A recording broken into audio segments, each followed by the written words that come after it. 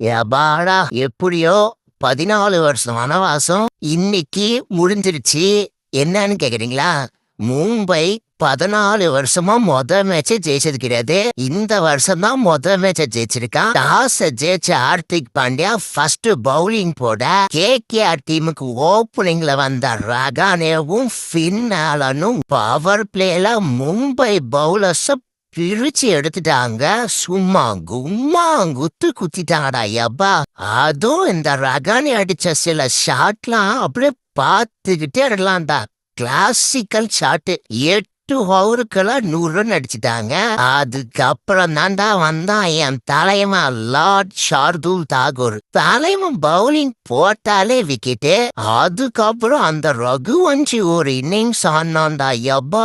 உண்மையிலே அந்த பையனுக்கு பொட்டான்சியல் இருக்குடா யப்பா.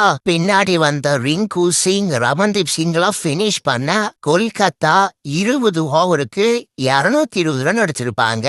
நல்ல டார்கெட் தான்.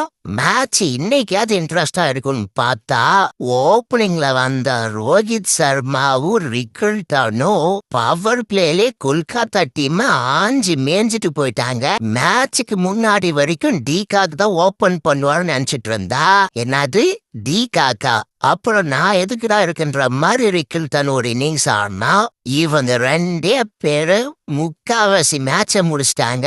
அப்புறம் பின்னாடி வந்த ஸ்கையே திலக்கு ஆர்த்திகெல்லாம் ஒரு கேமி ஆடி மும்பை இந்த மேட்சை ஈஸியாவே ஜெயிச்சிட்டாங்க. உங்களுக்கு மும்பை டீம் பிடிக்கும்னா கமெண்ட்ல ப்ளூ கலர் ஆட்ட கமெண்ட் பண்ணிட்டு போயிருங்க.